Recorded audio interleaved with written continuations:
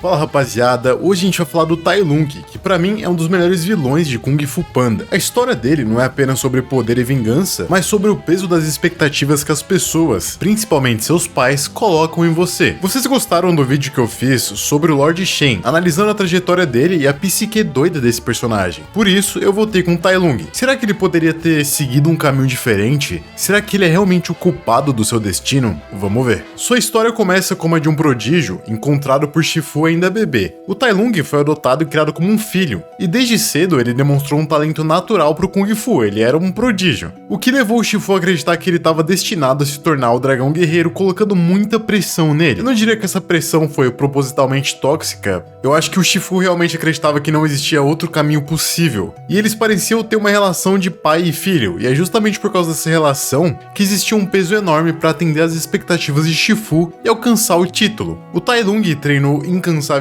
e sempre buscando a aprovação do Shifu e a realização do destino que lhe foi prometido, e toda a sua vida virou ser o dragão guerreiro e cumprir com essa expectativa. A ideia de falhar ou ser considerado indigno nunca passou por sua mente quando ele era criança, afinal, ao que tudo dá a entender, o Shifu sempre colocou isso na mente dele, e não que ele se tornaria o dragão guerreiro, mas que ele já era o dragão guerreiro. Você sabia que eu era o dragão guerreiro?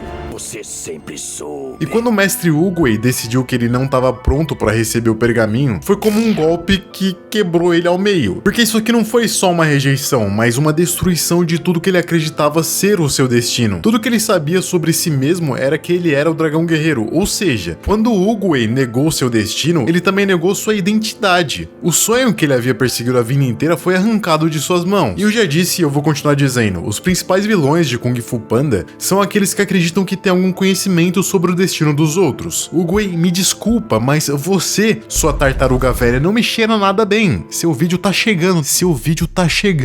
O mecanismo de defesa dele foi usar a única coisa que ele aprendeu durante sua vida para perseguir seu objetivo, o Kung Fu. E alguém faria diferente dele, porque ele, que treinou a vida inteira para isso e até então não tinha dado nenhum sinal concreto de maldade, deveria desistir do que lhe foi prometido só porque alguém falou. Só porque a tartaruga falou. Não me parece justo. Eu sei, eu tô bancando o advogado do diabo, mas eu tô falando a verdade aqui. O problema desse momento em que o Oogway decreta que o destino dele não é esse, foi o Shifu simplesmente aceitar o julgamento do Oogway, sendo considerado uma traição pelo Tai Lung. Quem encheu minha cabeça de sonhos? Quem me fez treinar até meus ossos quase se partirem? Quem me negou o meu destino? E outra, essa tartaruga não podia ter falado um pouco mais cedo, não? Antes do menino treinar a vida inteira pra isso, todo mundo que é traído fica com raiva, então, tipo, como que a gente pode julgar o Tai Lung? No fundo, ele era só um jovem querendo o que seu pai lhe prometeu, e querendo cumprir as expectativas do pai junto com isso. E esse é um dos problemas do paradoxo do vidente. Ao meu ver, o Oogway criou o destino de Tai Lung ao falar que ele não era o dragão guerreiro porque via maldade em seu coração. Só depois dessa previsão é que ele realmente ficou mal. Mas se ele tivesse ficado quieto, o destino teria sido outro. É como em Encanto, onde Bruno, que prevê o futuro, diz que vai chover no dia do casamento de uma mulher. Só que o poder dela é fazer chover de acordo com suas emoções. Então ela fica ansiosa com essa previsão e faz chover. Ou seja, a culpa do que aconteceu foi do vidente, que poderia ter ficado quieto. Se o Bruno tivesse falado outra coisa, por exemplo, que ia ser tudo bem, a história teria sido outra. Estando confuso e puto da vida, o Tai Lung devastou o Vale da Paz, tentando tomar o pergaminho do dragão à força. O Shifu até tentou parar ele, mas ele não conseguiu, ele hesitou. Só que o Tai Lung tava muito bravo e ele não hesitou, ele atacou o Shifu, até ser detido pelo Oogway, que bloqueou o Ki e deixou ele incapacitado. A pergunta que fica é, o que resta de uma relação de pai e filho depois de uma traição dessas? Esse foi o momento em que a relação pai e filho foi quebrada, e um momento que pode ser usado de justificativa para a narrativa de Oogway, porque o Tai Lung foi capaz de atacar o próprio pai. Claro que as crianças geralmente fazem isso, mas ele já não era mais criança ali. Ele não tá só em busca de poder, ele não quer ser só o dragão guerreiro. Afinal, por que ele gostaria de ser tão poderoso assim? Talvez nem ele tenha pensado nisso direito. Ele tá em busca de validação e de preencher o vazio deixado pela rejeição de Shifu e também do Oogway. Ele quer provar que ele é bom. Ele quer que sua identidade seja restaurada. Ele é uma daquelas pessoas que não decidiu nada para sua vida, mas esperou que os outros decidissem. Ele deixou que o Shifu escolhesse seu caminho e agora ele acredita que aquele era realmente o seu caminho. Esses são os problemas de acreditarmos no que os outros dizem sobre nós. Deixamos que eles decidam o que querem e não tomamos as rédeas de nossas vidas, sendo que o que importa no final do dia é no que você decide acreditar. Nós temos nossas expectativas quebradas o tempo inteiro. Temos desejos que não conseguimos alcançar e nem realizar. Temos ideias impossíveis de serem concretizadas.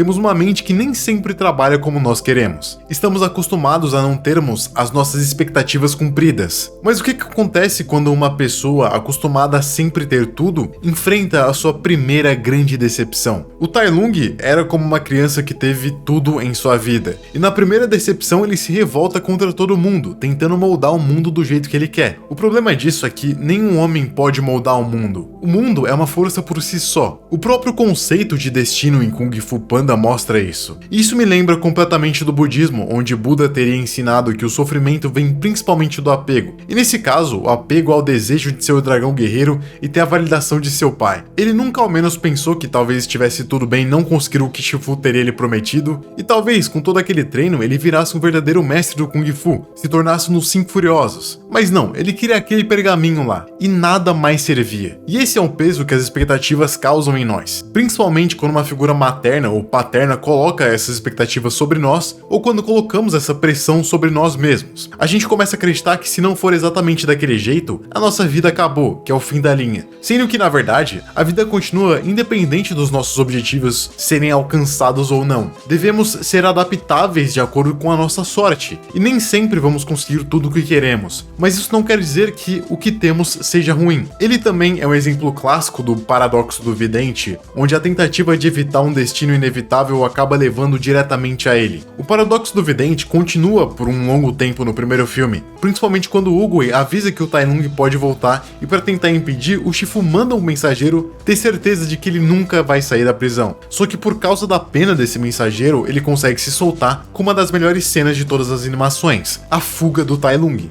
Volta pra lá e diga que o verdadeiro dragão guerreiro está voltando.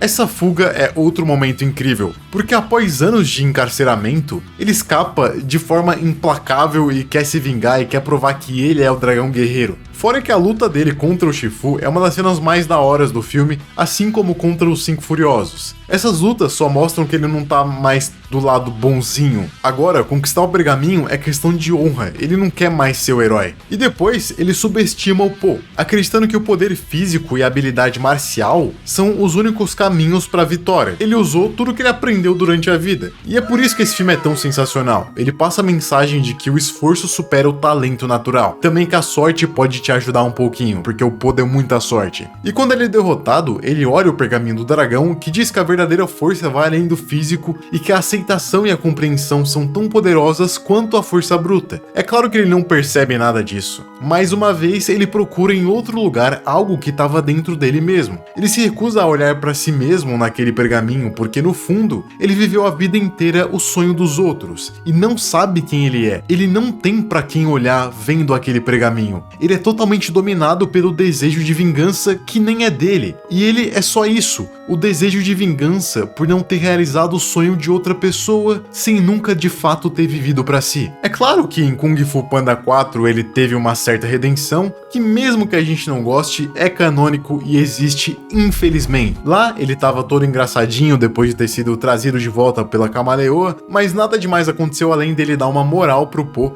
e depois fazer reverência para ele, por ter se tornado um guia espiritual e um mestre do Kung Fu muito pica. Meio que aceitando que ele não era o dragão guerreiro e talvez ele tenha passado um tempinho pensando lá no mundo dos mestres do Kung Fu. Enfim, o Tai Lung pra mim é o segundo melhor de Kung Fu Panda porque a batalha dele é claramente interna. Claro que pra mim ainda nada supera o Mestre Shen. Ele sempre serve pra me lembrar sobre como eu devo viver pra mim mesmo e que nem sempre eu vou conseguir o que eu quero, mas é necessário dar valor ao que eu já tenho. Obrigado por assistir e até a próxima. Tchau!